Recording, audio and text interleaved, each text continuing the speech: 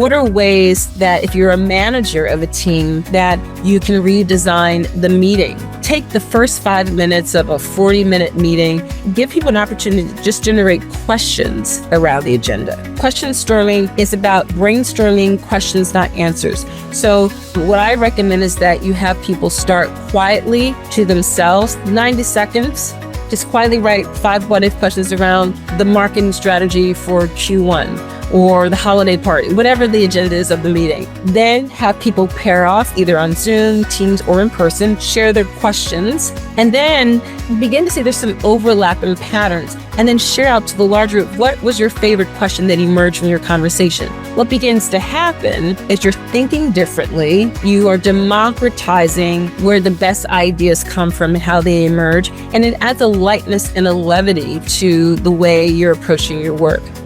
Welcome to Leadership, the podcast where leadership meets real-world insights. In each episode, you can eavesdrop on exclusive conversations with top thought leaders, best-selling authors, and experts in leadership, communication, relationships, culture, and everything else that shapes your effectiveness in the workplace and in your personal life. Leadership is here for you. Now, here's our host, himself a seasoned coach and best-selling author, Dr. Roger Dean Duncan. Hello, everyone. Welcome to Leadership, the podcast where we unpack the ideas of disruptors, deep thinkers, and creative catalysts who are reshaping how we lead, how we learn, and how we live. In this episode, we're exploring a radical reframing of productivity with someone who's been called the creativity whisperer to the C-suite.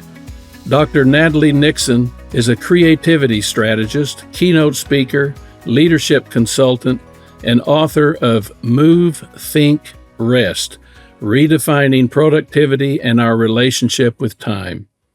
In a world obsessed with hustle, Natalie invites us to pause, reflect, and reimagine what it means to flourish.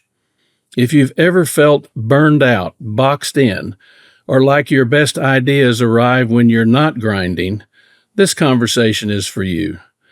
Dr. Natalie Nixon, welcome to Leadership. Thank you so much, Roger. It's a pleasure to be here.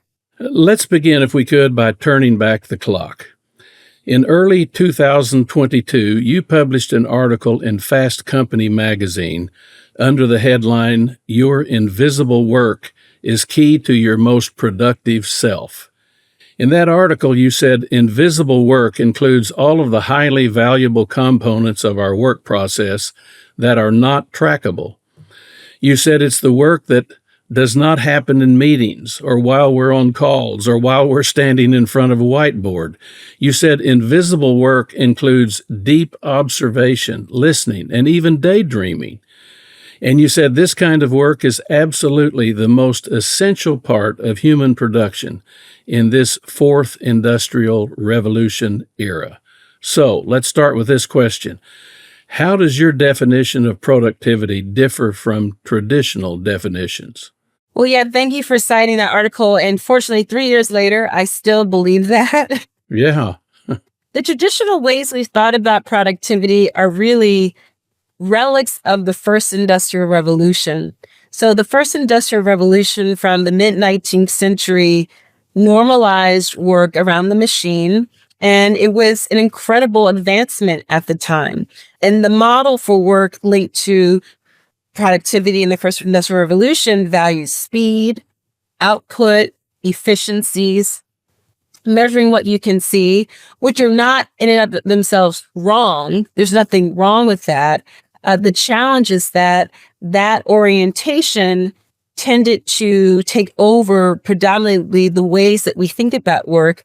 And also, unfortunately, sometimes humans became mechanized in the process. Right. Well, fast forward a couple of centuries later in the 21st century, and work looks a lot different in this knowledge economy in a country like the United States, where manufacturing has really shifted. And so the ways that I suggest we begin to think about productivity, instead of this either or model, either you're on or off, I'm suggesting a both and model. So where the older models of productivity, as I said, focus on speed, efficiency, outputs, base, measuring what you see. My what if question is, instead of asking ourselves, how might I be more productive this week? How might my team be more productive this quarter? What if we asked a different question? What if we asked, what might I cultivate this week? What might my team cultivate? And that orientation values the solo practitioner and the collective. It values quick spurts of growth, but also slow. And it also acknowledges that, yes, we should measure what we see. And there's a lot happening during dormant times when we need to sleep on it, when we need things to percolate. And the opportunity is that we are living in times with unprecedented burnout. It's estimated that back in 2020, 21, 70% of U.S. workers reached self-reported burnout. And there's a cost to burnout. It's about $300 billion with a B dollars per year, the cost in burnout. And that's because of absenteeism, lower productivity, higher insurance rates, knowledge transfer, all those things. So it's expensive. But because of unprecedented burnout, new rules for the ways that we work, and ubiquitous technology, we have an opportunity to shift to a human-centered operating system. And so my goal to help us orient ourselves to more movement, thought, and rest integrated into the workday, into the work week, into the work year is an opportunity to actually leverage the technology, the AI, the robotics, and automation so that we get work done in a way that is also more meaningful and purpose-driven as humans. So what myths about productivity seem to be the most difficult to dismantle? Well, one myth is our addiction to busyness. That if our calendar is stocked full and if we stay later, it ends up being a bit of productivity theater. And we even brag about it. We brag about how busy we are. I've done that, sure. Yeah, it's a badge of honor. It's a badge of honor. Does that mean we're actually producing our best work? Not necessarily, right? A lot of the time we're burning the candle at both ends. So that's one myth, that the busier we are, the more productive we are. Another myth that we have about work is that rest is a reward, that if I push through, then I get to rest. In fact, rest ideally should be integrated into the ways we work. So really figuring out how to integrate micro breaks into the work day, the work week. And even, I interviewed almost 60 people, about 50 people for Move, Think, Rest. And those who take sabbatical counterintuitively have better commitments to their organization and to their company and actually show up much more revived and productive. And people who have that orientation are willing to, quote, rest without apology. That's right. They don't feel like they need to explain it to anybody. They don't. And, someone like Bill Gates, he famously takes these thought weeks, right? Where he goes off and he just indulges in reading. And we might think, well, good for Bill Gates. I'm not rich like him, or I don't have my whole private island to retire to read for a week. But what are ways that you could do that? Not even that for a whole week. Is there one morning a week or one morning a month that you could just carve out that time so that your brain can do that toggling between the default mode network and that frontal neocortex, where really the best ideas begin to synchronize? Or 20 minutes a day and go take a walk outside. 1,000%. I love doing that. It seems counterintuitive, I know, to some people, but some of my best thinking is, in fact, I would say most of my best thinking is when I'm away from my computer screen. Yes, me too. And I'm out listening to the birds, enjoying the fresh air. Somehow that affects the brain. Well, I love that you said that you're listening to the birds, you're enjoying the fresh air, because oftentimes we're tempted, yes, I'll go for a walk, but I'll listen to a podcast or listen to some music, or I'll catch up on these voicemails. Don't do that. Don't listen to your phone, right? Just take in that natural environment. So what's the difference between resting and simply zoning out or procrastinating? Okay, well, I'm actually an advocate of zoning now. The research on mind wandering, daydreaming shows that it actually sparks greater generative creative thinking. And I also, I began to suspect that maybe there is a purpose for procrastination, because whenever I would procrastinate, go empty the dishwasher now, 'cause I don't really feel like starting on this next project or whatever it was I was doing. I started noticing that when I returned to the work at hand, my thinking was sharper. Something that had stymied me, the ideas began to click into place. And the neurological reason that's happening is because when we let our minds wander, when we zone out, when we are procrastinating, the default mode network in the brain begins to get activated. And the default mode network are those regions of the brain where different neural synapses get to be activated, kind of during the autonomic nervous system's dimension of our body, not when we're doing that stellar focus thinking. But that default mode network happens when we tap out of the world, when we get out of our head and enter our body. And that happens when you go on a leisurely walk, when you take a nap and you have a good rest, when you have a relaxing shower, and all of a sudden you have those light bulb moments. That's not happenstance. That's not accidental. It's actually because the brain needs the default mode network to take over for those different neural synapses to get activated. So those deeply embedded questions or quagmires in the recesses of the mind, we're working on that. And the other thing is, what's happening is we are allowing the body to be the sentient, intelligent instrument that it is. We are sentient beings. So we're not computers. It's not only about input, output. We are gathering data through our senses, through memory, through reflection, through imagination, through curiosity, by having a rollicking good laugh with an old friend. The fact that when we do those activities, the positive hormones like serotonin and dopamine and endorphins course through the body, it's all related to our bigger, more imaginative, more generative thinking. Well, where does dreaming come in here? I find, and I've found this many times over the past 25 years or so, that sometime between about 4 a.m. and 6 a.m., I slip into a dream mode and I solve problems. I have ideas that I've been looking for or, struggling with how to do something, and then it becomes really clear to me. What have you heard about that kind of experience? So what I learned is that there's something called the hypnopompic state and the hypnagogic state. So the hypnagogic state. So the word gogic, think groggy.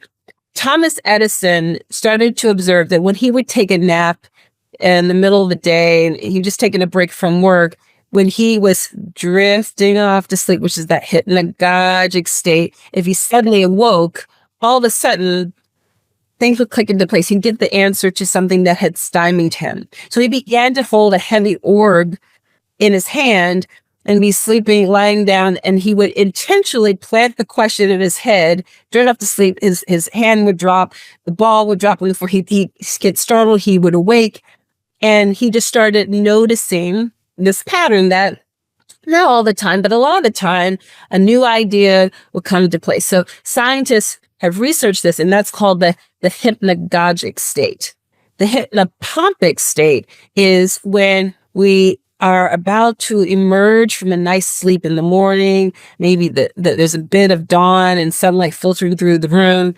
And all of a sudden, as you're beginning to build clarity and consciousness, you get the answer. A new idea appears in your mind. That's called the hypnopompic state, right? So what people can begin to do, scientists say, is to begin to plant the seed of that question, that challenge that you're trying to work through. And not all the time, but a lot of the time, the answers emerge, which is just one more vote for the power and value of rest and sleep. It's actually where our best ideas can begin to click and emerge for us.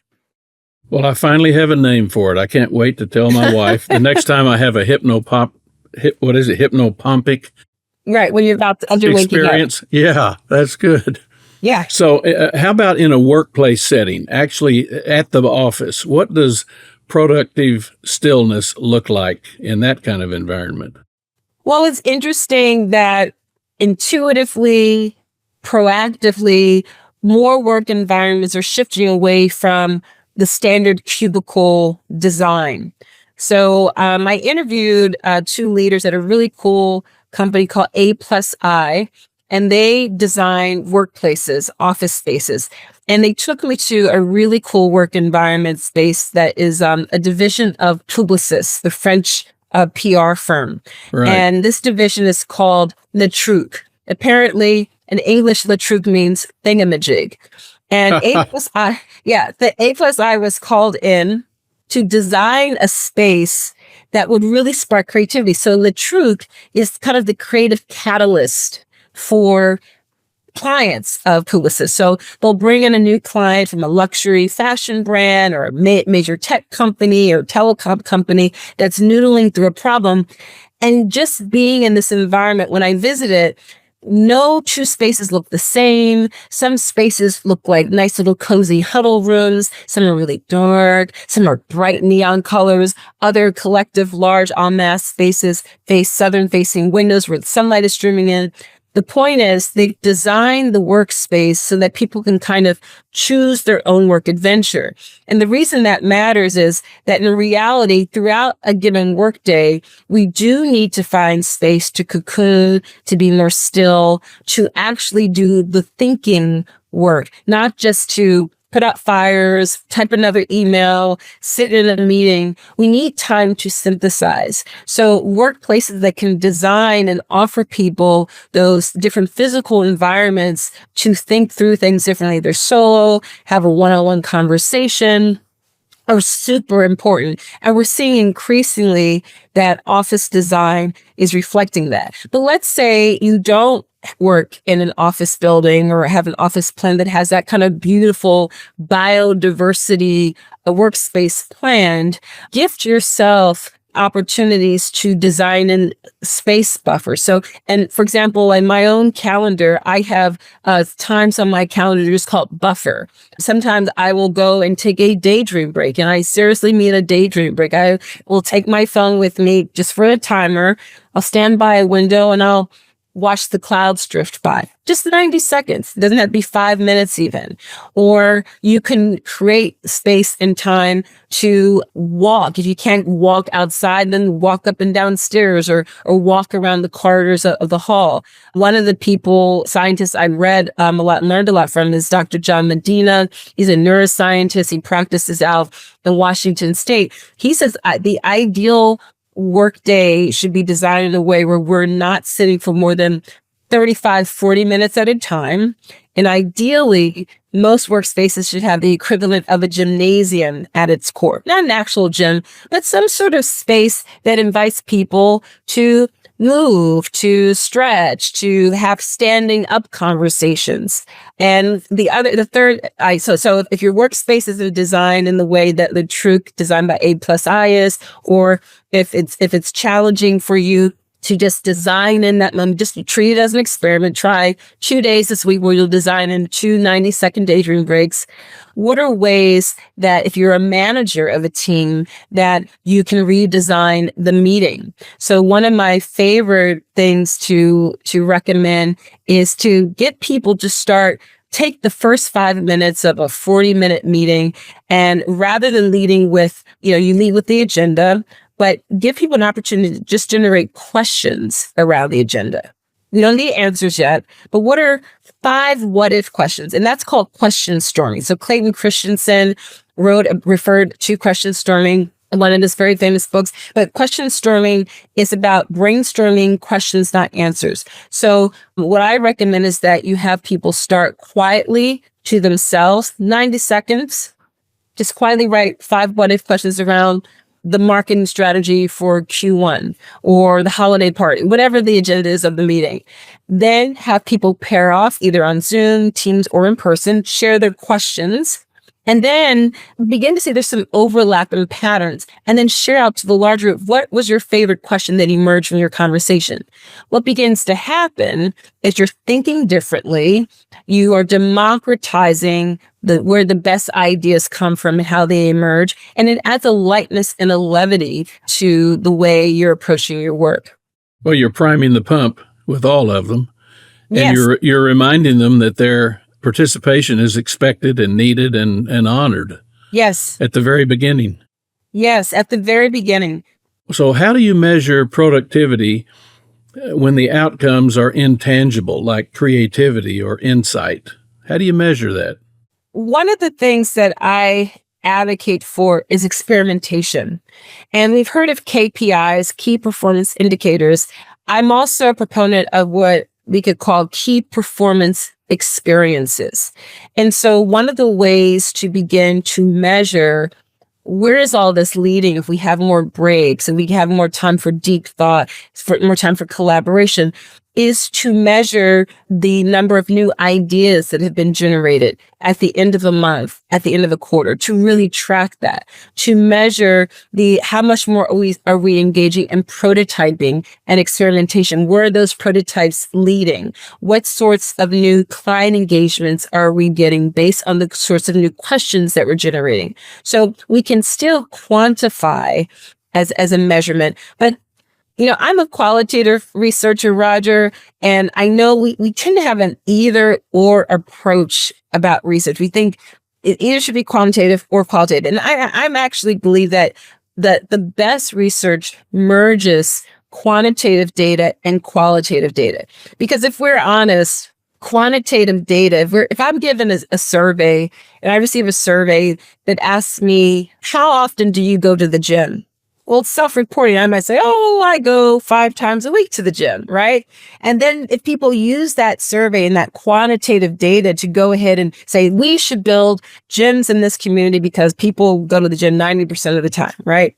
But then you begin to observe through qualitative research, you interview, you do contextual inquiry, and you realize, this person only goes to the gym twice, maybe 3 times a week. Why?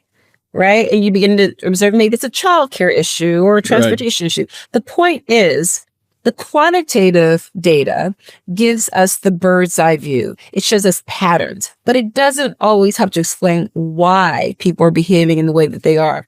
So I'm just sharing that example to say that when we talk about, how are we going to measure these esoteric or intangible ways of working that creativity sparks, let's measure it in terms of experiences, in terms of collaborations, in terms of new ideation that is as valuable a data point as are the market share increase or client capture or efficiencies or costs that are reduced. And I actually see a direct bold line between creativity and business ROI. It's not a solid fuzzy line. So the solid bold line is, I'll just give you one example.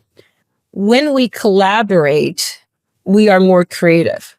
Most of us don't really want to collaborate because they think, I'm going to waste so much time having to explain the way we do things around here. Short-term collaboration feels painful. Long-term collaboration boosts productivity, and it's a necessary ingredient of creativity. When productivity increases, efficiencies go up. And when efficiencies go up, costs go down. That is a business outcome of any creative process. So I think we are living and working in a time where we can expand the ways that we think about data and what we think is valuable. Well, I've observed, and you have too, no doubt, that sometimes the best ideas come from people who are new to the organization because they're asking a lot of what some people might call naive questions. Many of them begin with the word why. Why do we do it this way? Why does this process work this way? Why is this process in place? And then that causes people to kind of rethink things. And sometimes a process that made a whole lot of sense in the past doesn't make sense anymore, but nobody has questioned it. So this kind of open dialogue can be very helpful, as you're saying, to productivity, creativity, and all of those wonderful things. It's essential. Absolutely. Your change initiative has the budget. The strategy looks solid, and everyone's nodding along in the meetings, but for some reason, it's going nowhere. Dr. Roger Dean Duncan knows why. After 40 years in the trenches with top business leaders, he knows that change fails when organizations lack the right foundations: trust, accountability, and real communication. Dr. Duncan's free 10-minute assessment shows you exactly where your organization stands. Answer a few straightforward questions that reveal your true change readiness level. Don't waste months discovering the hard way. Get your free assessment today at leadershop.net/change. Again, that's leadershop.net/change. So, how do you help organizations shift from output metrics to impact metrics? Well, first, it's just to kind of do an audit of the present state. Sometimes we assume the output metrics are giving us the answers that we need. Have we even asked the right question, right? So if we apply the 80-20 rule, I start with just kind of doing an audit of making sure that our outputs versus impact approach is actually yielding the desired result. The first is it's kind of assessing what is the current present state. The next step is to figure out, based on what we desire, it's to have, an outputs-based approach would only look at maybe client acquisition, right? Or cost reduction, which are really important. An impact approach would say, because of that, what's the so what of that? Because of that, is that yielding more meaningful work internally? Is that meaning that clients want to work with us longer term because we're solving a problem, not just on a functional level, which is the outputs approach, but on a social and emotional level. So an impact approach factors in the social and emotional problem to be solved. So for example, one of the reasons why this smartphone device is so popular is because it's not only solving a problem on a functional level. On a functional level, when I push the power button, it turns on. Great, it's working. On a social level, it's giving me maybe prestige and esteem among my colleagues because I have edition number 17, right, whatever the next edition is, right? Right. On a social level, it's a means to helping me to promote my work and the ideas that I'm generating. On an emotional level, maybe it helps me to feel safe and secure because I know that I can get in touch with loved ones, right? So any product, service, or experience that is solving a problem, not just on a functional level, but on a social and emotional level, will be making the shift, not just to be selling based on results and output, but also on impact. And it's that emotional dimension that sometimes we kind of forsake. We think, how much does that really matter? Well, in a saturated market where everyone has the new shiny whistle, if you can address the emotional needs, the emotional problem to be solved, you will be miles ahead of others, of your competitors. So, Natalie, what can leaders do to help teams build psychological safety around rest? Around rest? Rest. All of this makes a lot of sense, but in some organizations, I think people wouldn't feel safe necessarily because there's been so much emphasis on busy. So psychological safety can be built around rest by treating it as small experiments. I'm not a big advocate of having these massive changes all over right away, but to be able to identify what is one tweak we can make in our system. So for example, there's a company called Zapier, and they tried something called a Get Stuff Done week. It was a week that they identified within one of their quarters where they allowed people to have their own hours, to really spend what Google used to do. Google used to call it 20% time. They no longer do that. But interestingly, Gmail was birthed out of 20% time. We just allowed people to tinker. Zapier did their own version, that 3M does their 15% time. But companies that can say, let's just take if it's not going to be a whole week, which Sabre did, and they found that productivity did not wane, counterintuitively, people were much more engaged. There was this trust that built up.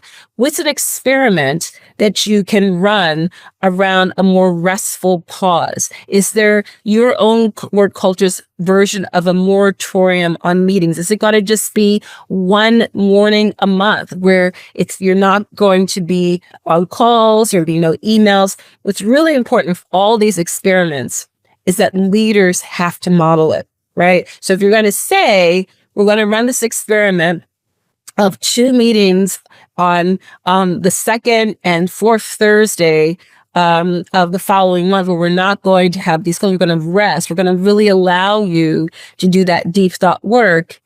The boss can't then send emails, or they can't be, in the office. Right. It really has to be modeled. So the first thing is to treat it as an experiment. The second step is that the leadership has to really be modeling that behavior. And then the third, I would even say, is to gamify it.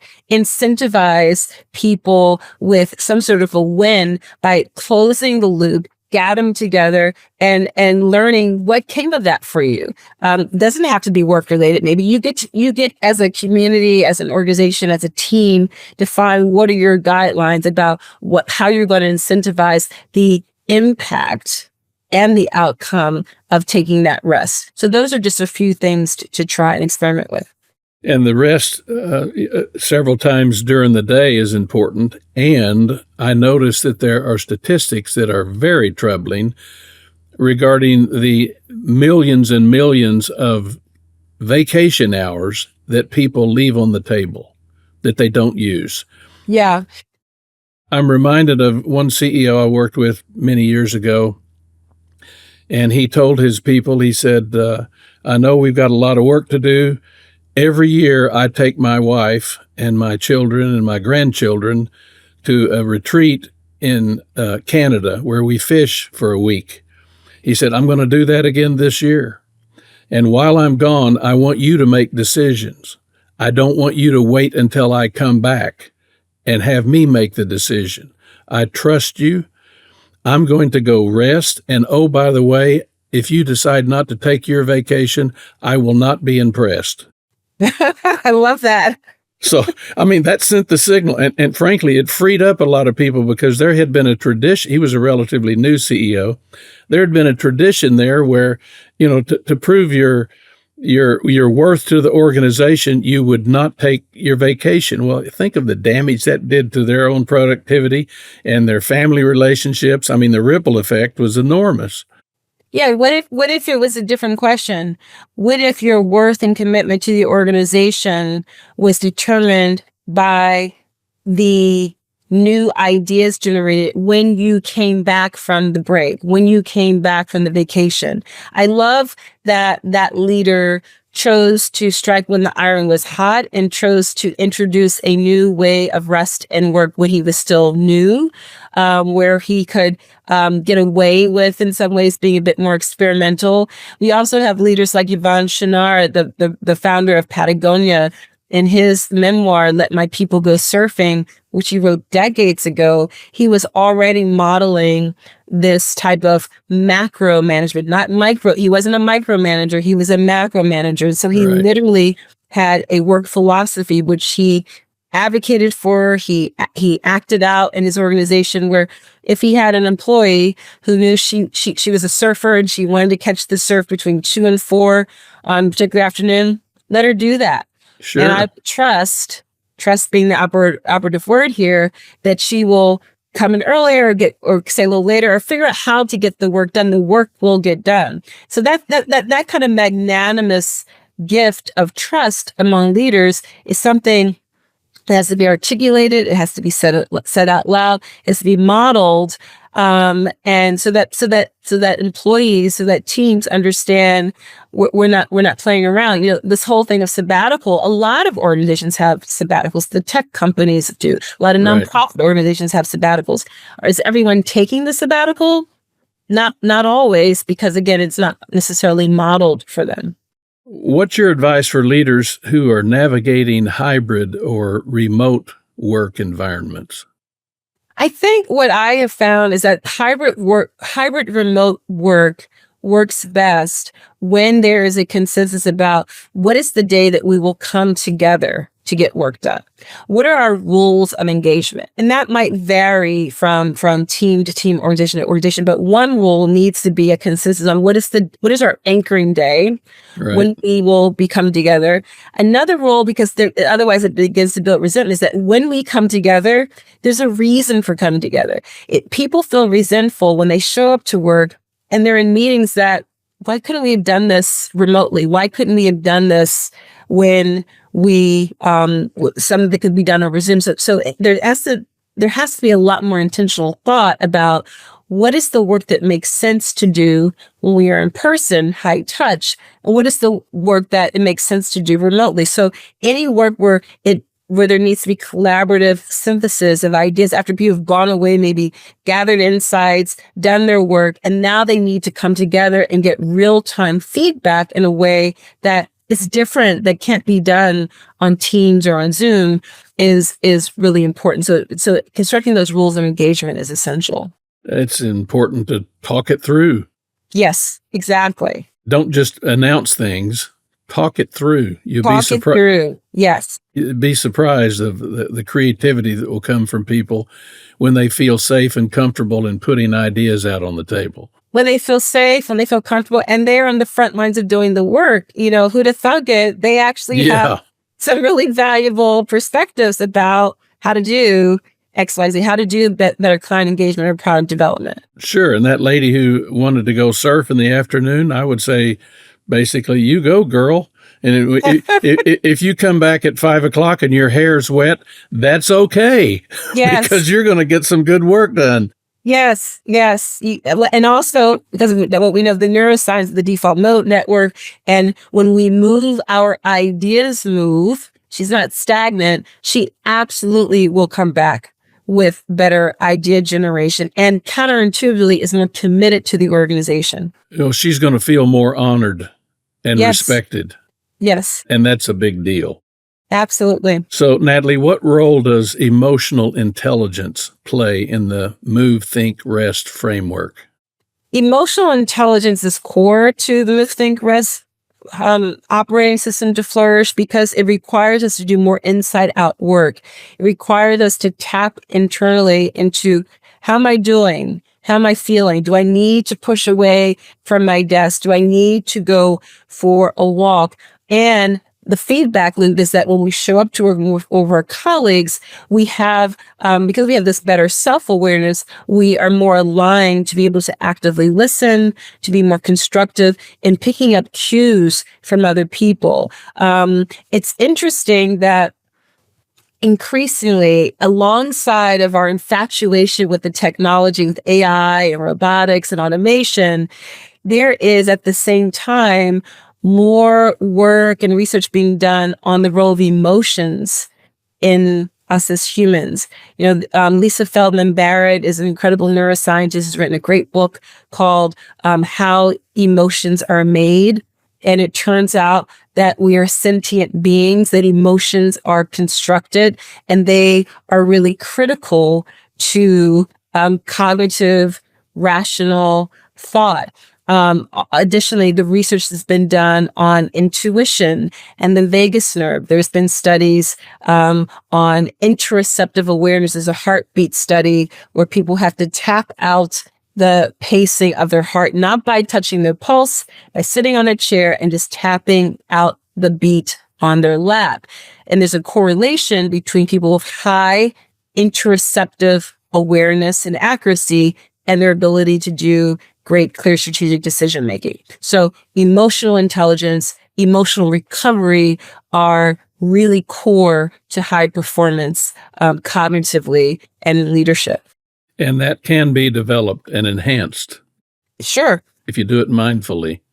If you do it mindfully and consistently. Right. So how do you think the COVID pandemic reshaped people's collective sense of time? What did that do? What effect did that have?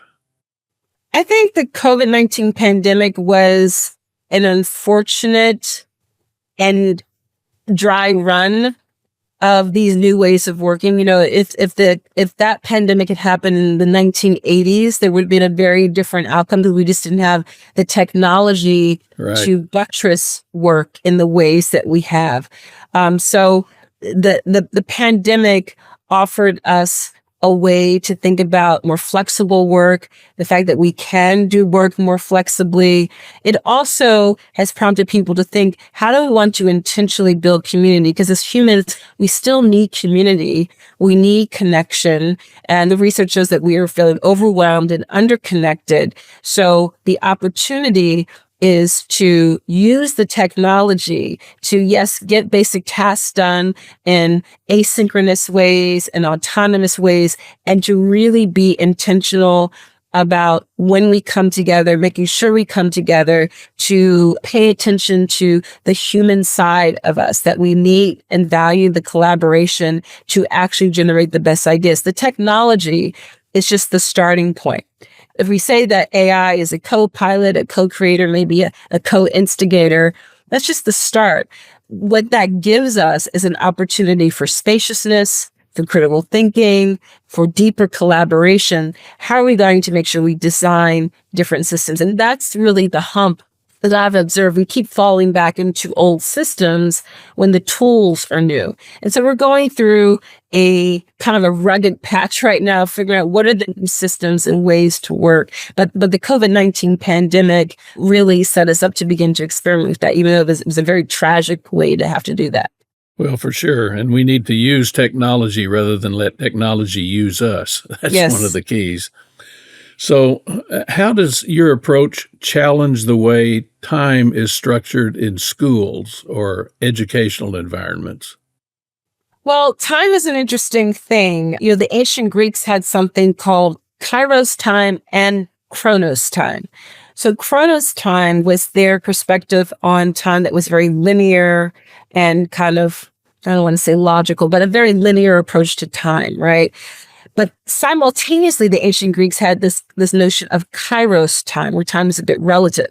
So that linear approach to time is what we associate with Newton and Newtonian time. Then, of course, Einstein came along with his theory of relativity, and that then offered us up a way to think about time as relative. But time can sometimes feel like it's standing still when you're in a really engaging conversation. Time is something that we still design in a very kind of chronos linear way, when in fact, the ways the great ideas emerge are in those moments when time can stand still, when we can go off and let our thoughts marinate, we can get into a deep engrossing conversation. So in terms of schools, we're still designing time in our schools, especially in the elementary, secondary levels, linked to an agricultural economy. Exactly. Meanwhile, we're in a knowledge economy. We're in an economy where it would behoove us to design learning in a way that can be much more experiential, where there can be movement. And I had a conversation with someone the other day who has 2 middle school age children, and they're going to public school, and they have one gym class a week. And then about 10 minutes of outside play a day. That's not going to be the best ideal environment to generate engagement, to make sure that young people can get out all of that energy and really play. Play is an essential activity to design into our time, not just for young people, but into the ways that we as adults are working. So learning, it behooves us to allow not just for chronos time, but also for that kairos time, which happens through serendipity. It happens through, ambiguous moments, which is really what recess is, right? There's nothing planned. It's just an opportunity to figure things out. So that's a much more complicated question because of public policy, because of parents' work schedules, because of so many variables. But ideally, to have more flexible time designed in would help teachers. It would also help students. And it would ultimately help the work environment. We would be having a supply of labor of people who are better equipped to be able to think on their feet, to be experimental, because they'd had the environmental practice to do that leading up to entering the workforce. Sure. Well, in our community, I do a lot of community work that puts me in touch with a lot of families. And over the past several years, I've noticed, I'm going to guess about 40% of those young people I interact with are being homeschooled. Now, part of it is the demographics. It's typically families where at least one of the parent is still in the home, and they can afford certain things. And we live in a community where the public schools have very good reputations, but they've chosen to do homeschooling because of a lot of the things you're talking about. They're not using the same language you're using, but they want their children to take a breath and learn in a way that's best for them, and to feel free to be creative and feel free not to be always, quote, on. It's a luxury for them, frankly, and they realize that. But that says a lot about our schools. It does.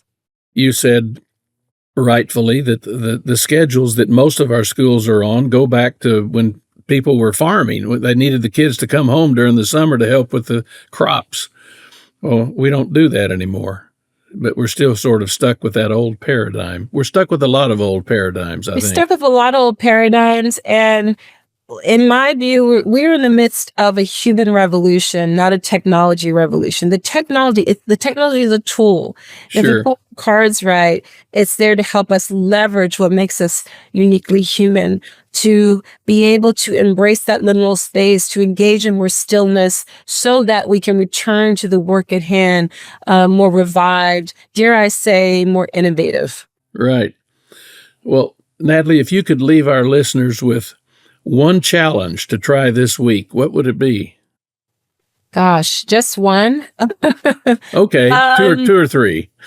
Well, if for listeners who are established leaders or are emergent leaders, my challenge is that you design in some liminal space this week. It could be 5 minutes that would include a 90-second daydream break. It could be redesigning a portion of a meeting that starts out with that question storming that I described earlier. But what is a space? Maybe if you're feeling luxurious, it could be a half of a day. But where in your work day can you design in space for liminality, to embrace the ambiguity, to embrace the I don't know? That could include some movement, what I call movement hygiene, that it could include some backcasting or forecasting the way that you're thinking, or that really is an example of this intermittent resting and micro breaks that you and I have been talking about.